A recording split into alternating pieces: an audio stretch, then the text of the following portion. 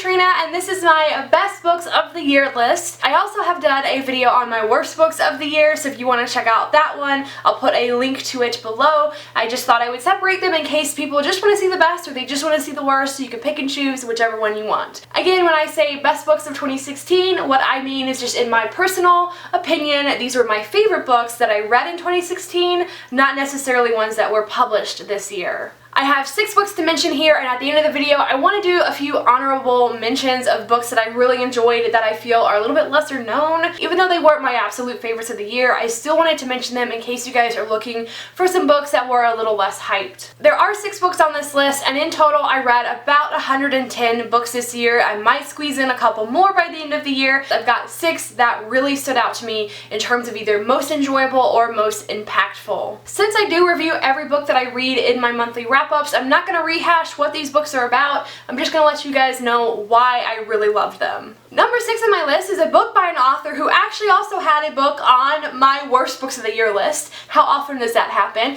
But number 6 is Lair of Dreams by Libba Bray. This is the second book in the Diviners series, and I really love this series. I listened to Lair of Dreams on audiobook, and the narration of this audiobook is one of the best single voice actor narrations that I have ever listened to, and she just made it so engaging and thrilling, and it was like ear candy. I wanted to keep listening to it and keep reading. I did read the text format of the Diviners, so I do already know that this was a writing style that I enjoyed. I really have just loved what Libba Bray has done with this series. It's set in the 20s, and I think she really captures that in terms of the slang and stuff. I love the cast of characters. There's a lot of diversity represented in these different characters, and I love every single one of them, and I was so invested in their stories. And the plot of this book was actually fairly predictable for me, but it made it no less enjoyable. I just kept reading and needed to keep reading, and I really enjoyed it. So that one is number 6 on my list. Number 5 on my list is The Female of the Species by Mindy McGinnis. Mindy is an author whose writing style I just have always loved. This book does take on a very heavy, very important topic, which is rape culture and how young people experience this in their day-to-day lives. And through the 3 characters who narrate this story, we see how each of them play into rape culture. Either they are kind of building stereotypes that do exist, or they're fighting against them, and I just really enjoyed this exploration of it. This book just gave me so much to think about, and I really appreciate that it was taking this on. So definitely is a spot on this list, so I'm putting it at number 5. At number 4 is another book that was just a fun ride, and that is Gemina by Amy Kaufman and Jay Kristoff. I just really enjoyed this series, and the format of it really helps. I actually read this book twice. I read the text copy and then I listened to the audiobook, and both are just such fun experiences. So this is a book that's on the list just because it is so fun. Like this is the fangirl experience for me this year. Number 3 on my list is A Court of Mist and Fury by Sarah J Maas. I don't mean to take away from the things that are problematic about this book that people are currently talking about. If you are unaware of the discussion, Sarah J Maas has come under fire because she doesn't write a lot of diversity in her characters in terms of race or sexuality, and that is definitely a fair claim. She doesn't, and I'm not trying to minimize that fact by putting this on my favorite books of the year list. In fact, like, I was afraid to put this on this list at all, but I just decided that it would have been a lie if this wasn't on my list. I got such a high personal meaning out of some things that happened in this book that just really touched me. I don't think anything can take that away from me. This one really spoke to my experience with depression. It spoke to my experience with relationships that I have had in my past. If I were rating this book just on plot alone, it would not be on this list. Honestly, I don't love the Court of Thorns and Roses series like that much, but what this book did really, it helped me. It helped me see part of myself, and it was, I guess people say, like a mirror. It was a mirror for things that I have gone through. I hope that you guys will respect that as a valid opinion on those particular scenes and instances that I'm talking about. And particularly the things that I'm talking about are like the abusive relationships. It's not going to be perfect for everybody, so someone that's been through an abusive relationship may love it like I did, or they may hate it, and both of those opinions are completely valid. But for me, I enjoyed the portrayal in this one, and it really spoke to me. But yeah, I can't get past the way that this book moved me when I read it. My second favorite book of the year is kind of a surprise to me, but I can't get this book out of my head. It is The Girl Who Fell by S. M. Parker. This is a debut novel. It's my favorite debut of the year, and again, this is a book that tackles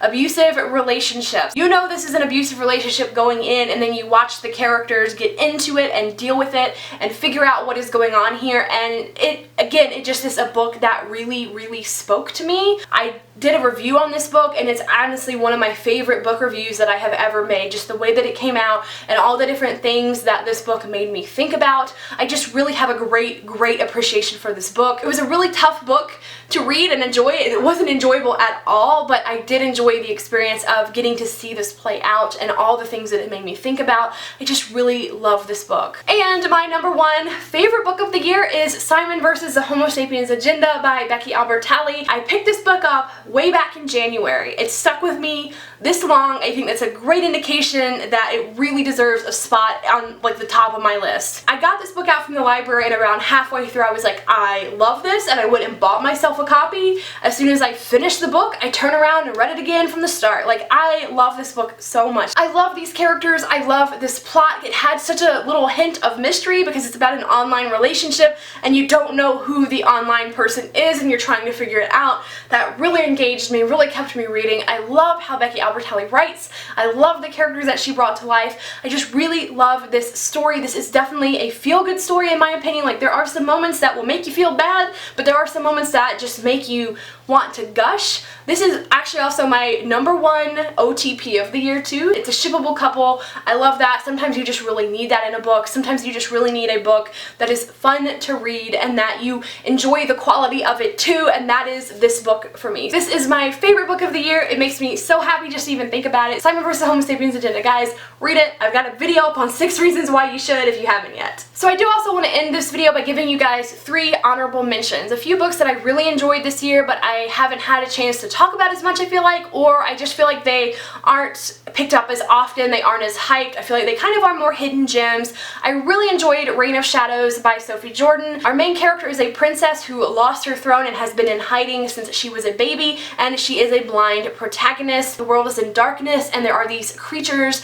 that are basically trying to kill you if you aren't in like a safe city. If you like zombie stories, even though the creatures in this book are not zombies, but they still operate very similarly, I think you would really like this one, especially if you like the post-apocalyptic genre. The next honorable mention I have is In Real Life by Jessica Love. This one is another just really cute contemporary that might make you squee, might make you ship. It may not, I don't know. There are a lot of tropes in it, but I feel like it tackled those tropes with purpose and kind of flipped them on their head. So if you love contemporary, that is one that I would definitely recommend. And then finally is The Girl at Midnight by Melissa Gray. This is an urban fantasy and it is own voices. The author and the main character are Latina women, and I just think it's a really fun fantasy series. There's a lot of ships, there's a lot of diversity besides just the main character too. I think there's going to be 3 books in total in this series, and the second book is already out and I enjoyed that one too. If you guys want to know more of my favorite books from this year, I actually have a shelf on Goodreads that has more. It has about 24, 25 books on it, so if you want even more recommendations, I'll put a link to that shelf down below. And let me know what your favorite book of the year was. Thank you guys so much for watching, and I will see you in the comments. Bye!